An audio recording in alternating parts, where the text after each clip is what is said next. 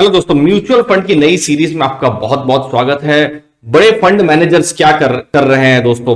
एक fund manager कोई stock को खरीदता या बेचता है तो उसके पीछे बहुत बड़ा एक रिसर्च प्रोसेस होता है। उसके बारे में उसको समझने की कोशिश करेंगे इस सीरीज में। लाइन से बहुत सारे वीडियोस आने वाले हैं, अपना फीडबैक भी जरूर बताइएगा। पहला स्टॉक रहेगा या मैं कहूं पहला फंड जो रहेगा जिसको हम डिस्कस करेंगे, Canara Robeco emerging equities fund. क्या स्टॉक खरीदा है, बेचा है फंड मैनेजर ने नवंबर के महीने में, उसके बारे में डिस्कस करेंगे। लेकिन सबसे पहले यह जानना जरूरी है कि हम यहां सिर्फ इंफॉर्मेशन पर्पस के लिए ही स्टॉक डिस्कस करेंगे। जो फंड है उसका हम रिव्यू नहीं कर रहे हैं, उसको लेकर हम अलग अलग वीडियोस बनाते रहते हैं और वो आते रहेंगे। उसको लेकर कुछ भी आपके डाउट हो तो जरूर कमेंट सेक्शन में पूछिए, हम उस पर अलग से वीडियो भी बना देंगे। अब देखिए, कोई फंड मैनेजर किसी स्टॉक को लेता है तो वो किसी इंट्राडे के लिए नहीं लेता है या पोजिशनल ट्रेडिंग के लिए नहीं लेता है, वो एक लॉन्ग टर्म का व्यू रखता है उसके बाद भी। तो इसीलिए अगर आप थोड़ा लॉन्ग टर्म सोच रहे हैं, कम से कम 2-3 साल 5 साल के लिए खरीद रहे हैं या सोच रहे हैं खरीदने के लिए या बेचने के लिए, तो आपके लिए इंफॉर्मेशन वैल्यूएबल है। ये कल का टारगेट, 2 दिन 3 दिन का टारगेट का अगर आप सोच रहे हैं तो ये बिल्कुल वीडियो आपके लिए यूजफुल नहीं होने वाला है। तो लास्ट में दूसरे भी बहुत सारे म्यूचुअल फंड्स हैं, बहुत सारी डेटा मेरे पास है। कौन सा आप फंड के बारे में आप जानना चाहेंगे वो भी जरूर बताइए। अब देखिए, फंड के बारे में बता दूं, लार्ज और मिड कैप कैटेगरी है और जो मुझे लगता है एक बहुत ही स्वीट स्पॉट है इमर्जिंग इक्विटीज में, क्योंकि लार्ज कैप और मिड कैप दोनों ही स्टॉक इस फंड में रहते हैं।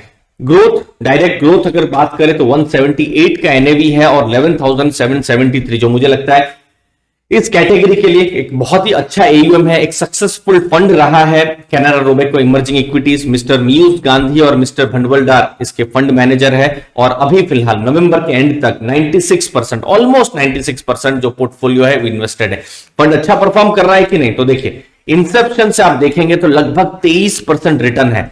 कंपेयर करें बेंचमार्क के साथ तो बेंचमार्क है 16.5%, मतलब आराम से बेंचमार्क को 6-6.5% से बीट किया है फंड ने। अगर आप सेंसेक्स के साथ तुलना करें तो भी बहुत बड़ा, ऑलमोस्ट 9% का ये बहुत बड़ा एक गैप है।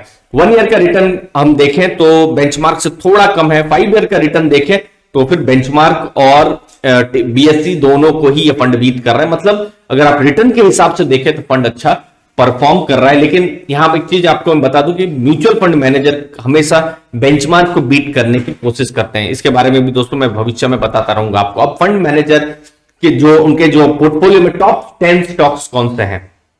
आईसीआईसीआई बैंक है, एचडीएफसी बैंक है, फिर इंफोसिस है। अब इंफोसिस में देखिए मैंने यहां मोर बाई लिखा है, मतलब उन्होंने ये इंफोसिस का जो स्टॉक है ये नवंबर के महीने में पोर्टफोलियो में था और खरीदा। रिलायंस है, एक्सिस बैंक है, बजाज फाइनेंस है, फिर स्टेट बैंक ऑफ इंडिया है, देखिए और थोड़ा सा खरीदा, पोर्टफोलियो में था और थोड़ा खरीदा। मिंडा और थोड़ा सा उन्होंने बेचा है मिंडा को। फिर मैक्स हेल्थ केयर है, फिर है एवेन्यू सुपरमार्ट। तो ये टॉप 10 स्टॉक्स हैं उनके पोर्टफोलियो में। तो लार्ज एंड मिड कैप को मिला के उन्होंने ये पोर्टफोलियो बनाया है टॉप 10 स्टॉक्स का। अब देखिए टॉप 10 के अलावा भी क्या क्या उनके पोर्टफोलियो में स्टॉक उन्होंने खरीदे हैं या बेचे हैं, जैसे TCS, Larsen and Toubro, Voltas, Mphasis, Naveen fluorine, UltraTech cement, भारतीय एयरटेल पोर्टफोलियो में है, टॉप 10 में नहीं है, लेकिन इसको भी उन्होंने खरीदा है। उसके अलावा कौन सा स्टॉक थोड़ा सा बेचा है, पोर्टफोलियो से निकाला नहीं है, बेचा है थोड़ा सा, जैसे Tata steel, Whirlpool, Tata Motors, सोना बीएलडब्ल्यू। अब देखिए उन्होंने थोड़ा सा ट्रिम किया होगा, सपोज 100 शेयर है तो 1-2 स्टॉक बेचे होंगे, एग्जांपल दे रहा हूं, तो इसीलिए तो थोड़ा सा पोर्टफोलियो में थोड़ा सब फंड मैनेजर थोड़ा खरीदते बेचते रहते ही हैं, तो वो एक चीज है। अब नई क्या एंट्री हुई है, आपको याद होगा दोस्तों, नाइका का आईपीओ आया था, एफएसएन ई कॉमर्स, तो वो उन्होंने अपने पोर्टफोलियो में शामिल किया है। उसके बाद आईआरसीटीसी बहुत बड़ा इन्वेस्टर्स का फेवरेट है, रिटेल इन्वेस्टर्स का, पोर्टफोलियो से उन्होंने आउट कर दिया है। तो ये फंड मैनेजर अपना जो पोर्टफोलियो है उसको इस हिसाब से डिजाइन कर रहे हैं। ये सब कुछ स्टॉक्स उन्होंने खरीदे हैं, बेचे हैं।